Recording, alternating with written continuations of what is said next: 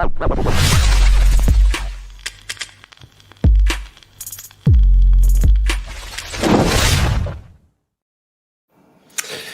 people, welcome back to another stream, man. And today we've got some news, some big news on some of the younger players in the squad, some of the players that are out on loan.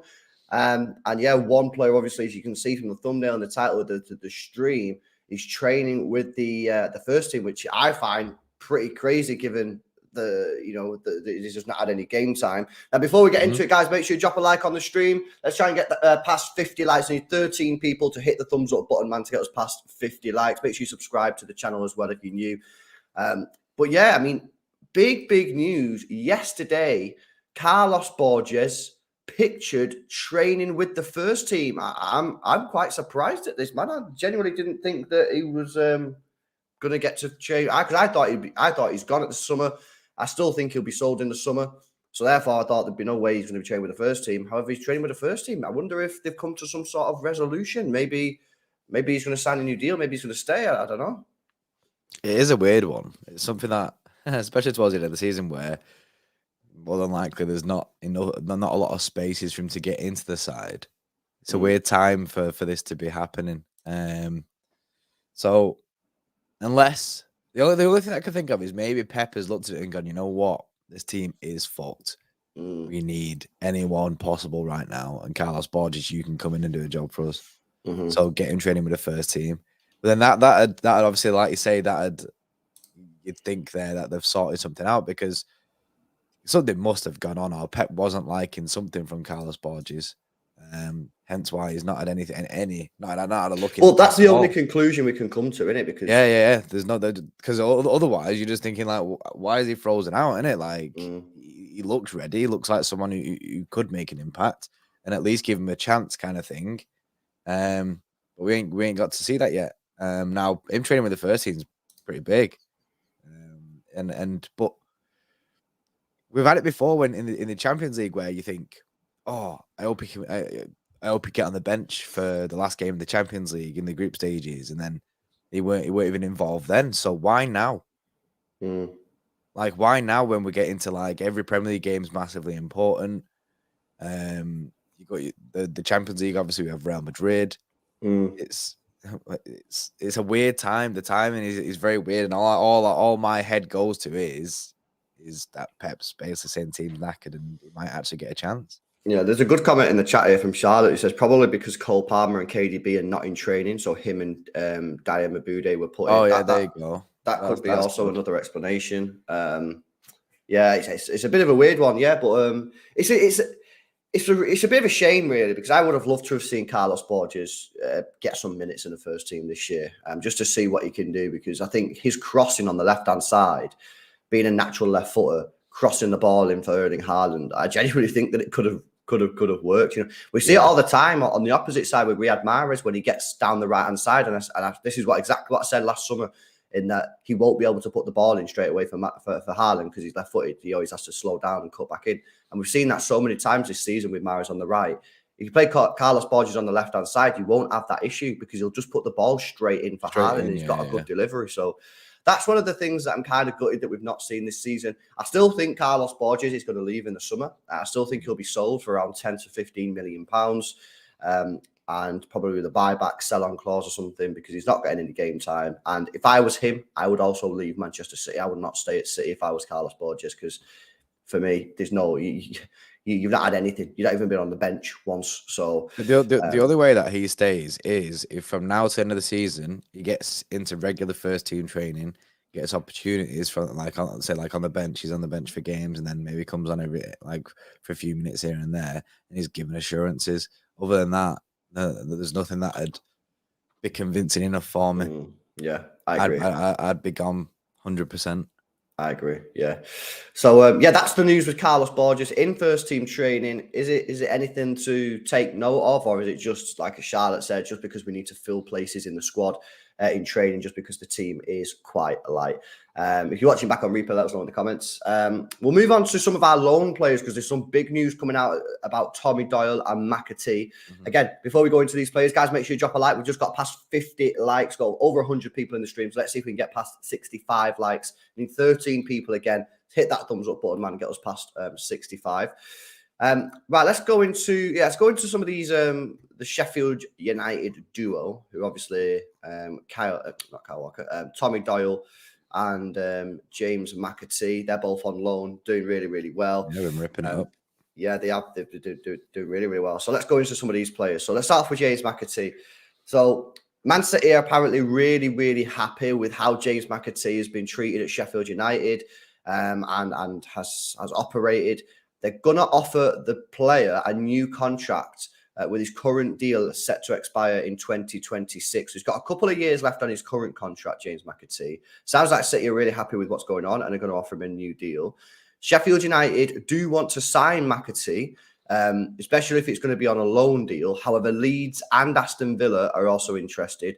Brighton, Brentford, and Bournemouth have also shown some interest in James McAtee. So we're in a good positioning because there's quite a lot of teams that are interested in him. So if City do decide to sell him, hopefully we'll get quite a good fee because there might be some sort of bidding war. But it sounds to me like City want to sign him on a new deal. I think they want to loan him into a Premier League club and see how he gets on in the Premier League. Because if you sell him now, guys, you're probably going to get anywhere between 15 to 25 million quid. If he has one good season in the Premier League, that goes to 30 to 40 million instantly. So you're doubling your money straight away, and it's just over one season. So if City believe that he can have an okay season in the Premier League, they will loan him out to a Premier League club. Will he go back to Sheffield United? Will he go to Burnley? Will he go to someone else? Go to some of the teams that we just mentioned there. But yeah, McAtee, City clearly are massive fans of him. Yeah, I mean, I think they'll get him on a new deal and loan him back out again. I think that's the smartest move to make. And as well, you're not loaning him back out to Championship side. He'll be going to a Premier League side, especially if all the Premier League sides that are interested. I think the Sheffield link, that's probably a thing. That's where I could kind of see him going back there again. I guess it all depends on the situation, but I think they'd love to have him back. He was their Young Player of the Year this year. He's absolutely done bits from. So, but like I say, any Premier League side that he goes to, it's a positive anyway because he gets to play regular first team Premier League football, and City get to see where his level's at in the Prem. Now, if he was at City, he might not be getting that. Like I say, everyone's like every young player's journey is different. Look at Phil Ford, and he stayed at City, wasn't loaned out. But sometimes you have to loan these players out, get them first team football, then bring them back. And I think that might be one with McAtee. Yeah, no, I agree. There's some more news about McAtee, actually. This comes from James Shield from the Sheffield Star. He said, Man City have no plans to sell James McAtee this summer, preferring instead to monitor his development before deciding whether or not to include him in Pep Guardiola's first team. So again, more news there to suggest that McAtee is not going to be sold this season. Yeah, he'll either stay with the squad, which I think is unlikely, or be loaned out. Yeah, loan move, innit? Let's move on to Tommy Doyle then. This is some interesting news. Man City are going to insist on a buyback clause into any deal which sees Tommy Doyle join Sheffield United on a permanent basis before even deciding whether to open negotiations with the newly promoted club. So City being very strict here on the Tommy Doyle deal. We will not even negotiate any deal for Tommy Doyle unless you first agree to our buyback clause in there. So that's big. That is big again, and that shows that City have some level of faith in him. Yeah, it shows respect from City that look, we think you still might have it here, so you are not leaving unless we can put a buyback in there. And that's like the kind of way that I'm moving nowadays. Look at Lavia, we got a buyback in there. I think that's the way that City want to do it. They're protecting himself in case these Donnies become sick, and they don't want to miss out basically on their academy prospects. Like I say, Tommy Doyle's had a really good season as well, along with James McAtee. So it's good. It's good to know that City keeping tabs on these players. So they are clearly monitoring these players and liking the way the development's going. Hence, if they weren't, they'd just get rid of them both. Obviously, we know the situation with McAtee now, and the Tommy Doyle one is actually surprised me that I didn't think so. I was unsure where City would lie in that situation and where they'd be, but they just chill with it. They're just like, yeah, no, we definitely want to keep our eyes on him. We definitely want to put a buyback in there. That's massively promising. And if you're Tommy Doyle, you'll be buzzing with that as well. Shows that the City are seeing potential from him. Yeah, and he, even if they don't see potential that he could play for City. They might look at him and go, if we sell you this season, we might get 15 million for you, 20 max. But we believe that with the season in the Premier League, again, you might be worth 30 to 40 million. So, or maybe 50 to 60. Like, who knows like how high he could go. So maybe they're just thinking, we sell him now, we're not going to get a good value for him. So, buyback clause, sell-on clauses, these are all going to be discussed. And, so in fact, let me just big up Des. People got the OCD, the ant and deck thing, innit? Big up Des.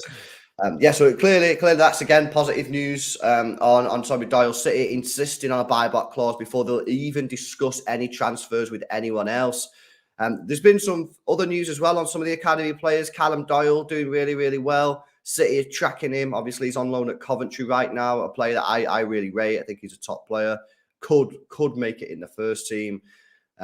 We did some contracts information yesterday, so you can go check the stream out from last night if you want to see the contracts information. And then it's just City are just looking at buying all these young players again. Like, I'm looking at so many 15, 16-year-olds that you're looking at buying. Apparently, we're looking at buying some goalkeeper. I can't remember what his name is. Let me see if I can find it. But he's only 15, but apparently here he is, called Spike Brits. Spike. Yeah, which is a bit of a weird name. But this plays for Wimbledon. He's 15. And apparently he's meant to be like the next best goalkeeper, like the biggest tipped goalkeeper of the whole country. Like, he's very, that's mad. Yeah, he's very, very highly rated. So he's 15 from Wimbledon.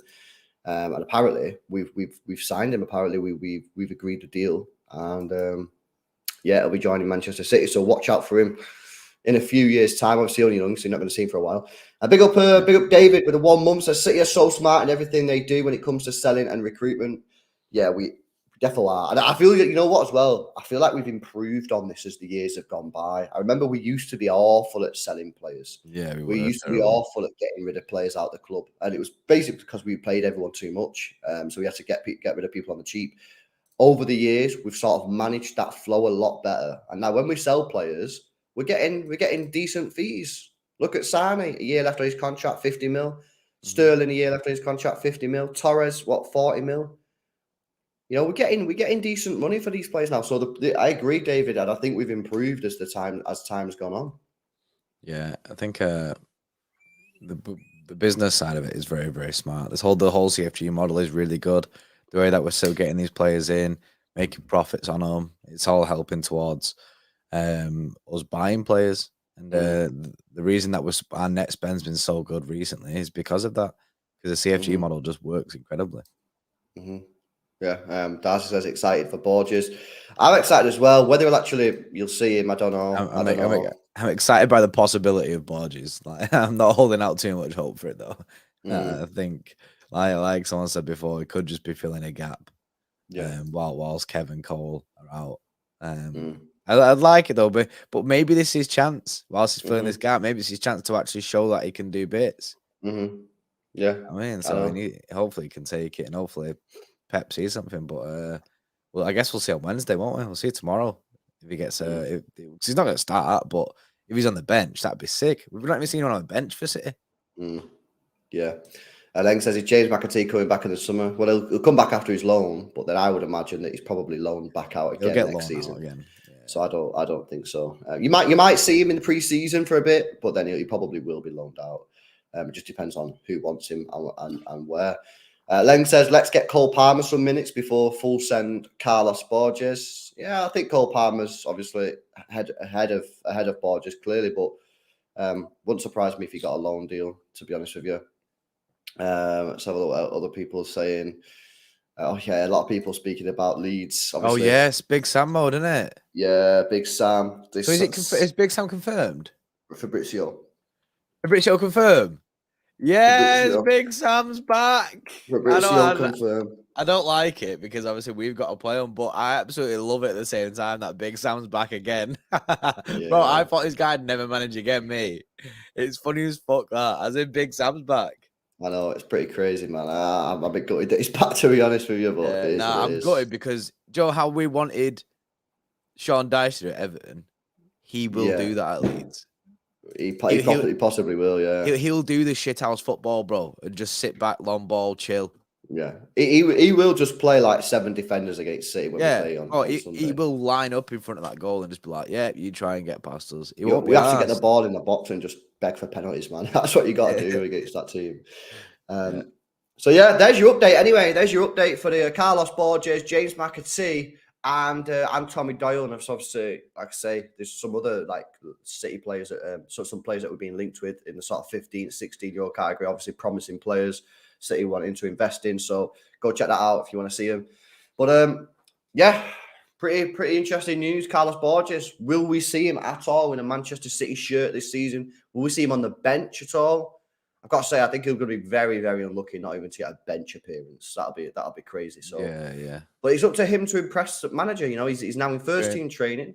I imagine he'd be there today as well if Kevin De Bruyne's not fit. So, you know, can he impress the manager? The manager's like, oh shit, you know, this guy actually listens to what I say. Because that's what it's about, man. Carlos Borges is clearly a talented player. We've all seen him play in the academy, or most of us have seen him play in the academy.